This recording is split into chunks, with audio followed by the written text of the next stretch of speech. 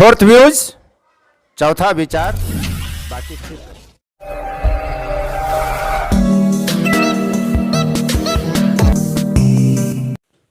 ब्रह्मांड में एक जीव रहता है।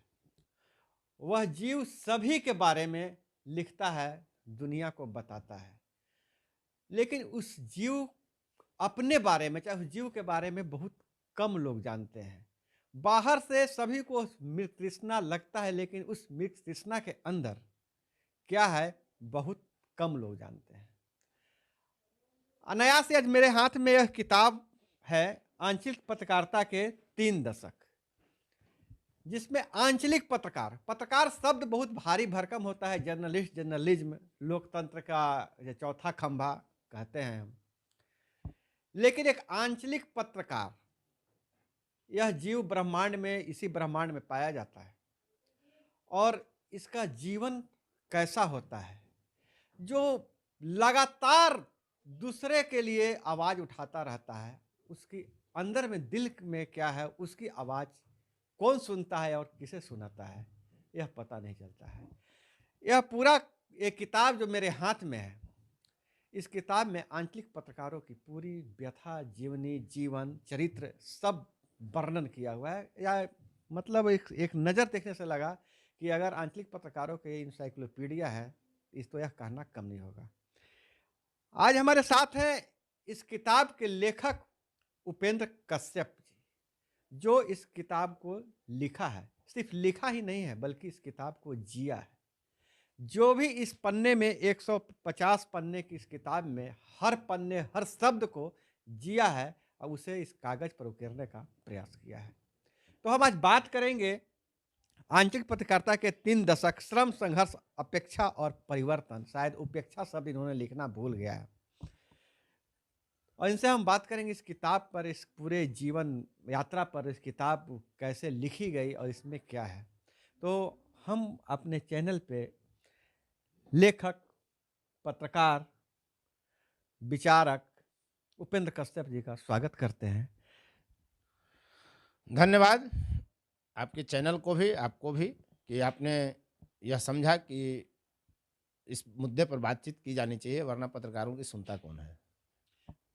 पत्रकारों की सुनता कौन है। खैर कश्यप जी, हम देखिए, हम इससे आपसे बात करना चाहेंगे। हम आपको सुनने भी आए हैं और लोगों को सुनाने आए हैं। इसी बहाने समझिए कि हम अपनी पीड़ा भी, जो कलम आपकी पीड़ा मेरी, तो कहेंगे। तो इस किताब जो आप सबसे हम जानना चाहेंगे, 150 पन्ने की किताब है। पत्रकारिता करते हुए, आंचलिक पत्रकार होते हुए बहुत सारी दुश्वारियाँ है इस पेशे में। मैं जिया हूँ, मैं जी भी रहा हूँ। तो इसका आर्थिक पहलू से लेकर सामाजिक पहलू तक, इस सब को झेलते हुए किताब लिखना आपके लिए कितना कठिन रहा, ये यात्रा कैसी रही? देखिए, किताब लिखने के लिए पहले तो माइंडसेट बनाना पड़ता है कि मुझे किताब लिखनी है, यह तय करना पड़ता है। उसके बाद फिर यह तय करना पड़ा कि हमको लिखना क्या क्या है। कई बार कुछ बातें ऐसी हम लिखें इस किताब में, जिसमें मुझे बाद में संशोधित करने की ज़रूरत पड़ी। जब आप किसी लिखी हुई चीज़ को दोबारा तिबारा पढ़ते हैं जितनी बार, तो उतनी बार उस चीज़ों में आपको लगेगा कि ये बदलाव होना चाहिए। सबसे बड़ी बात यह है इस किताब की, जो मुख्य खासियत है, कि आम लोग इस चौथे खंभे पर बहुत सवाल उठाते हैं।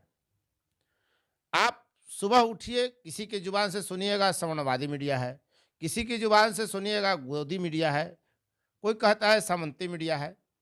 तो सवाल आपके जेहन में जितने प्रकार के उठते हैं एक पत्रकार को लेकर, किसी मीडिया हाउस को लेकर, पत्रकारिता को लेकर, उन सारे सवालों के बरक्स ये किताब जो है मेरी, आंचलिक पत्रकारिता का 3 दशक, ये आपके बरक्स खड़ी है उन सवालों के एक खिलाफ। चैप्टर मुझे इसमें, जो आपने नाम भी लिया, सवर्णवादी मीडिया बनाम निकम्मी बहुजनवादी मीडिया, आपने एक निकम्मा शब्द का प्रयोग किया यहाँ बहुजनवादी सोच के लिए। बहुजनवादी सोच के लिए, बहुजनवादी सोच है क्या? देखिए, जैसे ही आप सवर्ण के विरोध में बोलते हैं, तो बहुजन की बात आप करते हैं। हमने इस किताब में उस लेख का जिक्र किया है, जो एक अखबार के संपादकीय पेज पर अग्रलेख के रूप में वह आलेख छपा था। उस आलेख के छपने के बाद मेरे ब्राह्मण मित्र भी मुझ पर कमेंट कसने लगे। दूसरी गैर ब्राह्मण सवर्ण जातियां जो हैं उनका कटाक्ष मुझे झेलना पड़ा। हालांकि यह भी उतना ही सत्य है कि उस आलेख को छापने वाले अखबार का मालिक स्वामित्व भी सवर्ण के हाथ में है। तो सारे आप जब कोई बात कहते हैं तो उसका अर्थ यह नहीं है कि सारे सवर्ण एक तरह के होते हैं। वह लेख हमने छापा, उसके बाद हमारी दुश्वारियां शुरू हुई। मैं एक जगह रहकर पत्रकारिता करता था। उसके बाद कई तरह की प्रताड़ना की गई। प्रताड़ना का मतलब कोई मारता पीटता थोड़ी है पत्रकार को। आपकी खबरों के साथ खेल खेला जाने लगता है। जातिवादी खेल शुरू हो जाएगा आपकी खबरों के साथ। आपकी खबरों को बाईलाइन नहीं लगाई जाएगी। इस तरह के खेल होते हैं पीड़ित करने के लिए, प्रताड़ित करने के लिए। तो हमने इस पर भी इस में लिखा है कि उस आलेख में लिखने के बाद क्या हुआ, और वह आलेख यह है कि आप जब गैर सवर्ण होकर सवर्णवादी मीडिया कहते हैं, सामंती मीडिया कहते हैं, तो क्या आपको किसी ने मीडिया क्षेत्र में आने से रोका? हम अगर अपनी जाति के लिए काम कर रहे हैं और कोई दूसरी जाति का व्यक्ति मुझे काम करने से रोक रहा है अपनी जाति का, तो वह गुनाह कर रहा है ना। आपको तो रोक नहीं रहा है, वो अपनी जाति के लिए काम कर रहा है, आप भी अपनी जाति के लिए काम करिए। उपेंद्र जी, हम आपसे एक ये जानना चाहेंगे। देखिए, एक होता है जनवादी, शब्द है एक जनवादी। साहित्य और पत्रकारिता हमेशा जनवादी ही रहा है, लेकिन एक साहित्य में इधर कोई स्त्री विमर्श की बात होती है, दलित साहित्य की दलित बात साहित्य की बात होती होती है, है। ओबीसी तो अब क्या तो आ गया, तो ओबीसी विमर्श हो रहा क्या है। पत्रकारिता में भी कोई दलित पत्रकारिता या बहुजनवादी पत्रकारिता का कुछ ऐसा कुछ है? देखिए, जो लोग उसको क्या कहेंगे, शब्द की कमाई खाते हैं, वे लोग इस प्रोपेगंडा को खड़ा करते हैं। मेरा यह साफ-साफ मानना है कि आप सुधार की गुंजाइश हर जगह होती है, लेकिन क्या किसी को गलिया देने से सुधार हो जाएगा? हमारा कहना है कि आप जनवादी पत्रकारिता करिए। आपको पत्रकारिता जनवादी करने से रोक कौन रहा है? आपको दलित पर लिखने से कौन रोक रहा है? आप हल्ला क्यों करते हैं? शोर क्यों मचाते हैं झूठी?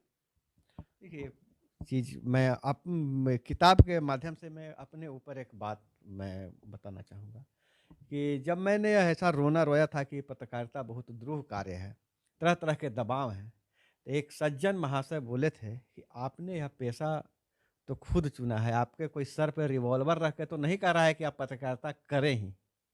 आपने पेशा अगर अगर इस पेशे को चुना है, तो इसमें आने वाली सारी दुश्वारियाँ को भी तो आपने खुद गले लगाया है। तो आप इसमें अब क्या कहना चाहेंगे?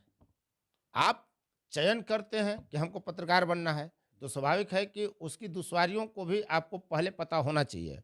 आप चयन करते हैं ग्लैमर सिर्फ देख करके, बाह्य हिस्सा देख कर का किसी का, कि उसका बहुत ग्लैमर है, हम भी फला पत्रकार की तरह थोड़ा कलेक्टर के पास बैठेंगे, थोड़ा मंत्रियों के साथ घूमेंगे, तो आपको पीड़ा अधिक होगी। जब आप पत्रकारिता को समझने के बाद पत्रकारिता में काम करना चाहते हैं, तो आपको पीड़ा क्यों होगी? आप जान रहे थे पहले से कि हाँ, ये दुश्वारियाँ आएँगी।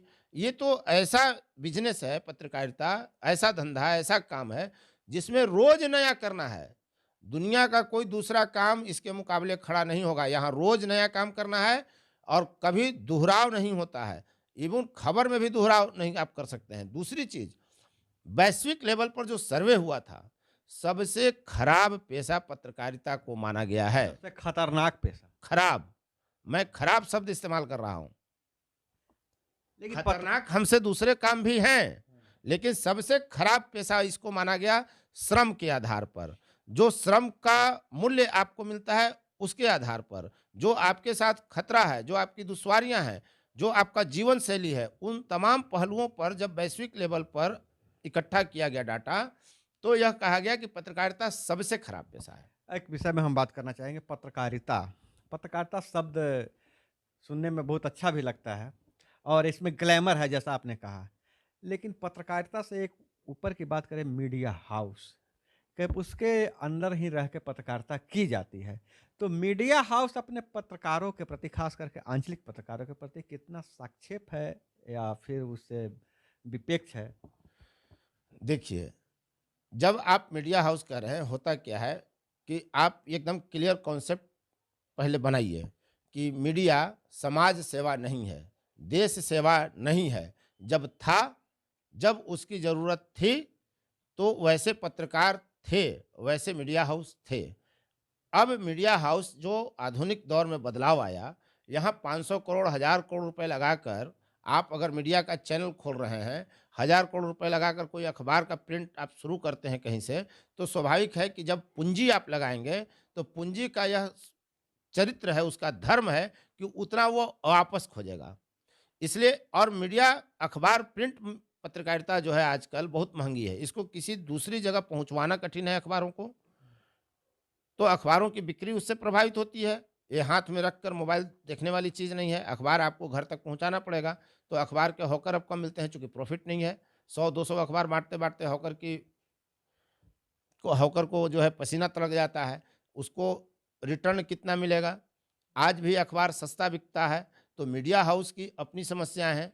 हाँ, जब पूँजी कोई भी लगाएगा, तो पूँजी के बदले वो ज़्यादा से ज़्यादा रिटर्न चाहेगा ही चाहेगा। आपके मत में 2 विषय मैं देख रहा था। पत्रकारों के सामने एक what to do, what to not do, क्या करे, क्या ना करे, और एक विषय था तिलचट्टे की तरह हर हाल में रह लेते हैं पत्रकार। ये दोनों विषय पर हम बात करेंगे। बात करेंगे, लेकिन उससे पहले मीडिया हाउस की जब बात हो रही है और सरकार की बात हो रही है, शायद उस विषय को आपने छुआ है कि नहीं छुआ है, मैं पूरी किताब में सरसरी निगाह से देखा हूँ। क्या आप इस पेशे को श्रम कानून से जोड़ा जाए या कि नहीं जोड़ा जाए? अगर श्रम श्रम कानून अगर जहाँ लागू है, जहाँ किसी वर्कर को रखते हैं, उसकी न्यूनतम मजदूरी तय है। देखिए, जोड़ा जाए, जोड़ा जा सकता है, जोड़ना चाहिए, यह सब शब्दों के खेल में मत पड़िए। कभी इस देश में मीडिया हाउस इतना साहस नहीं कर सकता, चाहे सरकार किसी की हो, कि वह पत्रकारों को श्रम के बदले कम से कम न्यूनतम मजदूरी दे, इसके लिए सरकार दबाव डाल सके, यह स्थिति इस देश में नहीं आने वाली है। दूसरी बात मैं ये कहना चाहूँगा कि हम यही बात इस किताब में कह रहे हैं कि यदि किसी को 2 महीने का वेतन नहीं मिलता है, तो हम बड़ी हेडिंग में अखबार में खबर छापते हैं। मीडिया हाउस उसको टीवी पर भी चलाते हैं। भुखमरी के शिकार, 5 महीना से फलाने समूह को नहीं मिला वेतन, तो वो भुखमरी के शिकार हो रहे हैं, जबकि कोई भूखे-वूखे मरता-उरता नहीं है तुरंत। 5 महीना, 4 महीना अगर आप नहीं कमाएँगे, कोरोना ने साबित कर दिया कि साल भर भी आप नहीं कमाए तो जिए। तो हेडिंग बनाते हैं, लेकिन एक पत्रकार को, खासकर बिहार में प्रिंट मीडिया के पत्रकारों को, तो 4 महीना, 5 महीना, 6 महीना पैसा नहीं मिलता। वो भी कितना मिलता है? प्रखंड रिपोर्टर को सबसे ज़्यादा ₹1000 महीना। सर्वाधिक पैसा ₹1000 महीना एक अखबार समूह देता है। और दूसरी तरफ अगर देखिए अनुमंडल में, तो 4000, 5000, 6000। जिला में जाइए तो 8000, 9000, 10,000 प्रिंट मीडिया के पत्रकारों को मिलता है। इतना पैसा तो रे भाई मेरे, आपको मोबाइल में खर्च हो जाता है। लोग मोबाइल का सिर्फ रिचार्ज वैल्यू जोड़ता है। एक मोबाइल मिनिमम इस्तेमाल करने में 1,500 से 2,000 रुपये महीना खर्च आता है। आप मोबाइल कितना दिन यूज करते हैं? साल भर एक पत्रकार 2 साल से ज़्यादा नहीं चलता है। तो 20,000, 24,000 का मोबाइल लिए, तो 1,000, 1,500 रुपये तो मोबाइल का दाम आपको हर महीने चला गया। कभी टूट जाएगा, कभी भुला जाएगा। हमारा पेशा न्यूनतम उसी का है। मजदूरी कितना तय है आपके? बोले तो न्यूनतम की तो गोली मारी है। मैक्सिमम 1,000 रुपये महीना। ब्लॉक के रिपोर्टरों को बिहार में मैक्सिमम 1,000 महीना मिलता है। अनुमंडल में 4,000, 5,000, 6,000 मिलता है। कैसे चलता है उनका परिवार, कैसे उनका जीवन चलता है? पत्रकारिता, इस किताब में हमने बताया है कि पत्रकारिता दरअसल कोई काम-उम नहीं है। सच मायने में पत्रकारिता हॉबी। कोई काम नहीं है, हॉबी भी नहीं है। ये विशुद्ध रूप से कैंसर है, रोग। जिस व्यक्ति को एक बार यह कैंसर हो गया, उसका मरना तय है। तो उसी तरह पत्रकारिता का रोग जिसे लग गया, वो जीते जी मर जाएगा, लेकिन पत्रकारिता नहीं छोड़ेगा। और यही एक कारण है कि मीडिया हाउसों की बैठक में जब पैसे की चर्चा होती है, तो वो कहता है कि आपको हम ज़बरदस्ती रखे हैं क्या? अगर आपको कहीं और मिलता है तो वहाँ चले जाइए। चूँकि वो जानता है कि एक पत्रकार सिर्फ़ और सिर्फ़ पत्रकारिता ही कर सकता है, उससे दूसरा कोई काम नहीं होगा। तो वही वहीं पर एक फिर प्रश्न उठता है, what to do, what to not do, नहीं, ये क्या करे, क्या पत्रकारिता ना के करे? कर्म पर लिखा हुआ है। ये पत्रकारिता के कर्म पर लिखा हुआ है कि आप अगर पत्रकारिता कर रहे हैं, तमाम दुश्वारियों के बावजूद, तो आपको क्या नहीं करना चाहिए, हमने यह बताने का प्रयास किया है। जैसे कई घटनाएँ आपको भी जानकारी होंगी या आप सुनते होंगे, कोई पत्रकार मुखबिरी करता है। हमारा ये कहना है कि ये मेरा काम नहीं है। हम क्यों किसी का मुखबिर बनेंगे? और जब आप मुखबिर बनते हैं, तो आप मारे जाते हैं। पुलिस प्रशासन आपको हमेशा सुरक्षित नहीं रख सकता। दूसरी बात मेरा इसमें ये कहना था कि आप अपने सूत्र की विश्वसनीयता कभी मत बताइए। किसी कीमत पर यह हम नहीं बताएँगे कि हमने जो खबर लिखा वो किसने दिया। तीसरी बात हमने इसमें ये बताने का प्रयास किया है कि पत्रकारों को आप देखिएगा कुछ भी फ़ेसबुक पर पोस्ट कर देते हैं। अब बताइए देखिए उपेंद्र कश्यप का खबर, सामने वाला जब पढ़ेगा का खबर तो आपके प्रति उसकी छवि कितनी अच्छी बनेगी ज़रा आप कल्पना करके देखिए। मेरा ये कहना है कि आप हिंदी के प्रोफ़ेसर हो, हिंदी के टीचर हो, हिंदी के पत्रकार हो, आपको यह पता ही नहीं है कि खबर स्लैंग है कि पुल्लिंग है। लोग शब्द कहाँ इस्तेमाल करना है, व्यक्ति कहाँ इस्तेमाल करना है, करोड़ों लाखों आप इस्तेमाल करते हैं। तो इन चीज़ों पर हमने फ़ोकस किया है। 1000 रुपया में कैसा मिलेगा? तो आप मत करिए पत्रकारिता। लेकिन अगर मेरा ये कहना है कि आप पत्रकारिता शुरू कर ही दिए हैं, तो पढ़ने में तो फिर पैसा नहीं लगता है। जब आप पत्रकारिता कर रहे हैं, तो कम से कम अखबार को ही अगर आप प्रतिदिन अखबार पर 1 घंटा समय दीजिए। मेरा देखिए कहना है, किसी कारणवश, मजबूरी में, शौक से, किसी कारणवश अगर आपने पत्रकारिता करने का चयन किया है, तो आप पढ़ने के लिए मजबूर होइए। आप पढ़िए, पढ़ने को अभ्यस्त बनाइए खुद को। वरना यही कहते रहिएगा, देखिए उपेंद्र कश्यप का खबर और अगला देखने वाला हँसेगा आप पर कि यह पत्रकार है जिसको का नहीं बुझाता है। 10 लाख रुपए, 20 लाख रुपए, 1 करोड़, 2 करोड़ रुपए का टेंडर है। आप लिखते हैं करोड़ों रुपए का घोटाला देखिए आपको दिखला रहे हैं। जब 1 करोड़ रुपए रिलीज़ ही नहीं हुआ, तो करोड़ों का घोटाला कैसे हो गया? तो इन चीज़ों पर आपको ध्यान देना होगा। थोड़ा शुद्धता पर फ़ोकस करनी चाहिए और मुखबिरी कतई मत करिए। नवोदित पत्रकारों के लिए आप हाँ, क्या ये अगर आप पत्रकारिता कर रहे हैं तो उनके लिए ये चैप्टर है कि आपको यह कतई नहीं करना है। और कश्यप जी, एक चीज़ है, कोरोना जो संकट है ना, मीडिया जगत के लिए मतलब बहुत पत्रकारों पर बहुत भारी पड़ा है। बहुत छटनी हुई। तो और तिलजट्टे की तरह हर हाल में रह लेते हैं पत्रकार। इस देखिए, विषय इस थोड़ा-सा देश के बड़े संपादक हैं शेखर गुप्ता। उन्होंने एक लेख लिखा है जिसमें एक पंक्ति उनकी है मैंने पढ़ी थी, तिलचट्टे की तरह हर हाल में रह लेते हैं पत्रकार। वही बात आ गई ना कि 1000 रुपए में कैसा पत्रकार, कैसे काम करता है। तो पत्रकारिता यही है, वो तिलचट्टा की तरह है। कोना भी मिलेगा, दब के भी मिलेगा तो तिलचट्टा जी लेता है। तो मेरे कहने का आशय भी यही है कि पत्रकार को गाली मिले, पैसा मिले, विरोध मिले, तब भी पत्रकार जी ही लेगा। इसलिए कि उसको पत्रकारिता के अलावा दूसरा कोई काम अब उसको नहीं उससे होगा। दूसरा कोई काम करने में उसे मन नहीं लगेगा। आपका इस किताब में, ये इस 150 के पन्ने में कम से कम 5 से 10 पन्ने खर्च किए गए हैं। वैसे पत्रकारों को जिन्हें आप जानते हैं, जो जातिवाद का भेंट चढ़े, या अपने आप को पिछड़ा वर्ग रहे, और तो क्या कोई व्यक्तिगत रूप से किसी तरह का उनसे कोई संबंध है, या किसी तरह के अदावत के कारण उनका उल्लेख किया गया है, या किसी कोई उद्देश्य के? देखिए, कोई अदावत किसी से मेरी नहीं है। अगले को ये लगता है कि मेरा ये आदमी विरोधी है। ये उनका लगना उन्हें लगे, मुझे उसकी ज़रूरत नहीं है। मैंने ये प्रयास किया है उदाहरण दे करके कि ये स्थितियाँ होती हैं। मेरा ये कहना है कि आप कहते हैं कि सवर्णवादी मीडिया है और आप जब मीडिया में आते हैं तो आप भी दूसरे तरह की जातिवाद वाला मीडिया करते हैं। ये कहाँ तक उचित है? अगर जातिवाद गलत है, तो ब्राह्मणों द्वारा किया जाने वाला ब्राह्मणवाद भी गलत है, राजपूतों द्वारा किए जाने वाला राजपूतवाद भी गलत है, बनिया द्वारा किया जाने वाला बनियावाद भी गलत है। जातिवाद अगर गलत है तो कोई दूसरे तरह का जातिवाद जो आपको पसंद है वह सही है और जो आपको पसंद नहीं है वो जातिवाद गलत है। ऐसा नहीं चलेगा। मेरा यही कहना है। दूसरी चीज़ है कि आप ये कैसे समझ लेते हैं कि एक पत्रकार से ज़्यादा एक दरोगा जनता की सेवा कर लेगा? एक पत्रकार से ज़्यादा विधायक जनता की सेवा कर लेगा? वो कभी नहीं करेगा। करोड़ों रुपए खर्च करके लोग आते हैं, नेता बनते हैं। पढ़ लिख करके कोई नौकरी करने आया है, वो भी कमाने में लगा हुआ है, भ्रष्टाचार है। मैं डंके की चोट पे कहता हूँ और इस किताब में भी मैंने साबित करने का यह प्रयास किया है कि एक पत्रकार जो जितना कम कमाता है, उससे अधिक कमाई करने वाले कई-कई 100 गुना, 1000 गुना ज़्यादा कमाने वाले लोग एक पत्रकार से ज़्यादा ईमानदार नहीं हो सकते हैं। एक पत्रकार से ज़्यादा ईमानदार सेवा नहीं दे सकते हैं। अंत में एक 2 सवाल सिर्फ छोटे-छोटे टिप्पणी चाहूँगा। इस किताब को क्यों पढ़ना चाहिए?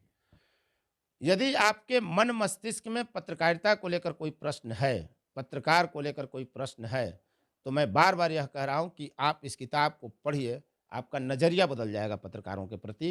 खासकर आंचलिक पत्रकारिता के मामले में हम किस तरह से संघर्ष करते हैं, क्या सहना पड़ता है। घर वाला यार नहीं चाहता है कि पत्रकार आदमी रहे, घर में काम करे और तब भी पत्रकारिता करना, चूंकि अब दूसरा काम तो होगा नहीं। आप पत्रकारिता में आते हैं तो सोचते हैं कि, या किसी भी धंधे में जब आप जाते हैं तो सोचते हैं कि अब इनकम आएगा, अब इनकम आएगा, अब इनकम आएगा। तब तक आप कई वर्ष खो चुके होते हैं। आप कोई दुकान करते हैं खास किस्म का, और जब आप साल 2 साल 5 साल 10 साल उसमें रह जाते हैं, आप उससे परेशान हो जाते हैं कि बिजनेस मैंने गलत चुना, ये बिजनेस हम बदलना चाहते हैं। तो क्या बदल लेते हैं क्या हम लोग? कोई नहीं बिजनेस बदल पाता है। पत्रकारिता को समझने के लिए इस किताब को पढ़ना चाहिए। हाँ, पत्रकारिता क्या है कहाँ ये कहाँ समझना। प्राप्त होगी, कैसे मिलेगा ये किताब? फ्लिपकार्ट पे, अमेजन पे और बीएफसी प्रकाशन है लखनऊ की संस्था, उसके ई पोर्टल पर आपको ये ऑनलाइन उपलब्ध है। आप गूगल में सर्च करिए आंचलिक पत्रकारिता के 3 दशक, आपको मिल जाएंगे लिंक। कितना इसका कॉस्ट पड़ेगा? 250 रुपया दाम है, 150 पेज का। ये बहुत कॉस्ट नहीं है। वो तो दिखने से बहुत मतलब हमने बहुत कम। किताब को रेट कम इसीलिए रखा है कि अधिक से अधिक लोग पढ़ और समझ सके कि पत्रकारिता क्या है। पत्रकारिता को समझना है, खासकर आंचलिक पत्रकारिता को, तो ये पढ़िए। और मैं एक बात और बता दूं कि एक प्रखंड में रहने वाला रिपोर्टर जो पूरी तरह प्रखंड की रिपोर्टिंग कर रहा हो शुरू से और किताब लिखे जाने तक, शायद आपको उदाहरण नहीं मिलेगा। बाकी राजधानी में बैठने वाले लोग किताबें लिखते हैं, पत्रकारिता पर बहुत किताबें लिखी गई, बहुत प्रवचन दिया गया, इसमें कोई प्रवचन नहीं है। मैं अगर कह रहा हूं कि यह गलत है तो उसके साथ उदाहरण हमने दिया है। और जो बात कही गई है, किसी से कोई अदावत नहीं, किसी की कोई नहीं। इसीलिए अगर अदावत रहता तो मैं नाम भी दे देता, तो क्या कर लेते हैं। मैंने नाम किसी का नहीं दिया है। उस स्थान पर जहां कोई किसी के खिलाफ निगेटिव बात जा रही है, मैंने वहां नाम नहीं दिया है। तो यह थे उपेंद्र कश्यप, जिनकी किताब आंचलिक पत्रकारिता के 3 दशक पे चर्चा कर रहे थे। और मेरे हाथ में जैसे ही किताब आई तो मुझे लगा कि इसे पढ़ना चाहिए और आप भी इसे ज़रूर पढ़िएगा। मैं किताब कहाँ से मिलेगी उसका लिंक डिस्क्रिप्शन में दे दूंगा। और इसी तरह से किताबों के बारे में चर्चा कर रहेंगे, उनके लेखकों से हम मिलते रहेंगे। और आपको यह वीडियो कैसी लगी ज़रूर बताइएगा। अगर आपको कुछ सुझाव हो, कुछ आप कहना चाहते हैं, वह भी कमेंट में ज़रूर बताइएगा। तो हम कश्यप जी से विदा लेते हुए आप सभी दर्शकों से विदा लेते हैं। मिलते हैं अगले वीडियो में। जय हिंद, वंदे मातरम। फोर्थ व्यूज, चौथा विचार।